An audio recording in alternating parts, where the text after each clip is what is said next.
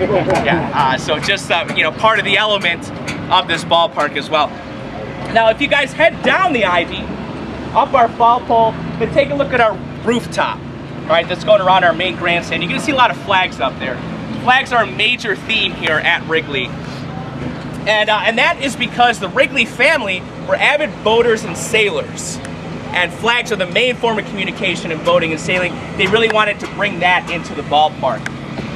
So the idea was in the 1930s, because the Cubs were pretty good at that time, was to put a flag up there for every time the Cubs won the World Series.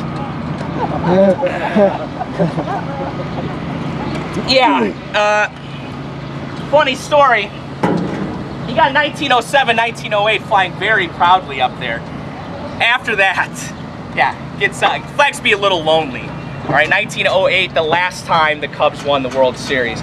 So we had to get a little creative as far as what we consider championships. So we got some division championships up there. I got a couple league championships as well. Actually, 1945, the last time the Cubs got to the World Series. I got a donut eating competition flag up there if it would fill up some more space. But that gets us 2015, last season.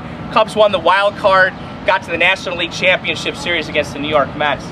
Hopefully gonna add some more flags up there this season. But you guys notice there's still a little bit of space to fill. So the rest of those flags are all historic Cub player achievements. All right, so you got that first flag, that's a KW. On the other side it says 20. That's for Kerry Wood, 1998, had 20 strikeouts in a professional game. He was 20 years old, his 5th career start, struck out 20 out of a possible 27 Houston Astros, gave up 1 hit. A lot of circles, that's considered one of the top 3 pitching performances of all time. Really that special, so there's a flag up there for that. Also, you're gonna see a Sammy and 66. That same season, 1998, Sammy Sosa hit 66 home runs.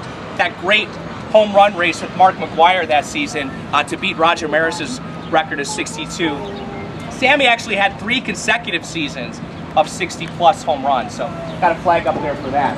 Now, not too many people probably here were around in 1930, I'm assuming, but there's a Hack and 191. That's for Hack Wilson. In 1930, Hack Wilson had 191 RBIs in that season. Okay, that's actually a shorter season than we played today, in 154 games. Kind of put that into perspective, Chris Bryant had 99 home runs last season as the Cubs rookie record.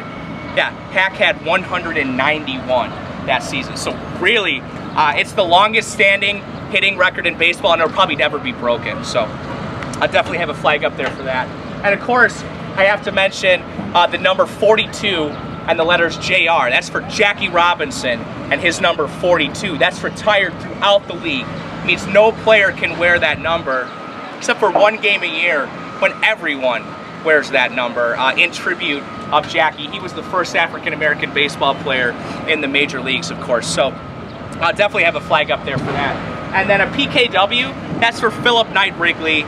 He was the longest tenure owner of the Cubs for 45 years. So definitely have to talk about that as well. Now, one other interesting anecdote as we're out here in the bleachers. You see that in center field right there, what looks like some windows and stuff. Well, that's called the bleacher suite right now, with the little juniper bushes and everything. But it actually used to be open to seating just up until 1950s. Those bleacher bums would sit there as well. And those bleacher bums are actually responsible for not only how this ballpark looks, but how every ballpark looks. Because those bleacher bums would sit there in center field with their suit jackets on. While the Cubs were up, they'd keep those jackets on. While a team like the Cardinals were up, they'd take those jackets off, revealing their white shirts on underneath. So now you're standing in the batter's box, you're looking at a white baseball against a white background. A lot of players took quite an exception to that. In fact, one particular player, Stan Musial, all right, Hall of Famer for the St. Louis Cardinals, went all the way up to Major League Baseball's front office and complained about it because his batting average was lower here than anywhere else. So they changed the rule not only here, but at every ballpark now. You cannot sit in center field in view of the batter. So there was actually a rumor that there was a mirror giveaway, or bring your own mirror day here. So those bleacher bumps really still taking advantage. But do you have any questions while we're sitting out here in those bleacher seats? No?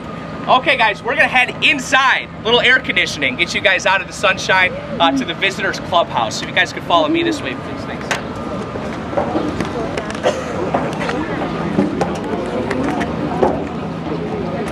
Now, some of you probably walking in were like, huh, not much. All right, pretty tiny.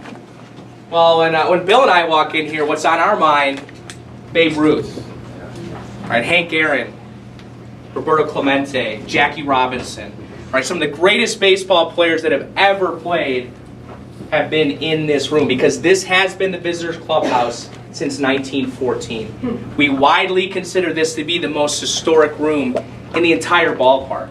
So that's the most historic place in one of the most historic places in all of sports. So you guys are really in the presence of greatness, besides myself, of course. But if you guys think it's tiny, for what? We got about 25 players on a professional baseball player roster, about 8 coaches, got trainers, press. Well, you think it's tiny for that. Now picture 55 professional football players in here, because this was the visitors' locker room for all the teams that came and played the Chicago Bears. So you got Vince Lombardi, Roger Staubach, Johnny Unitas, some of the greatest football players to ever play. Now you think it's small for those football players. Now picture the room up to here, because until 1990, that's how big the clubhouse was. Cubs wanted the All-Star game. Major League Baseball said, well, if you guys get the All-Star game, you guys are gonna have to expand it. We said no problem. We really opened the place up, as you guys can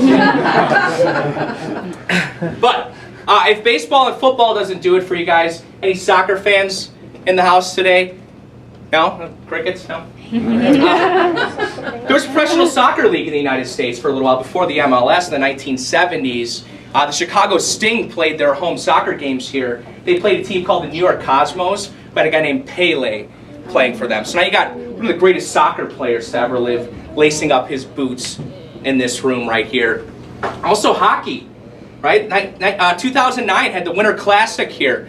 Chicago Blackhawks against the Detroit Red Wings. Ty Conklin, the goalie at the time for the Red Wings, actually couldn't even get back to the clubhouse from the field, so he actually stayed out there. It would have taken him over 15 minutes to kind of go through all the tunnels and everything in his goalie pads, so he just stayed out there.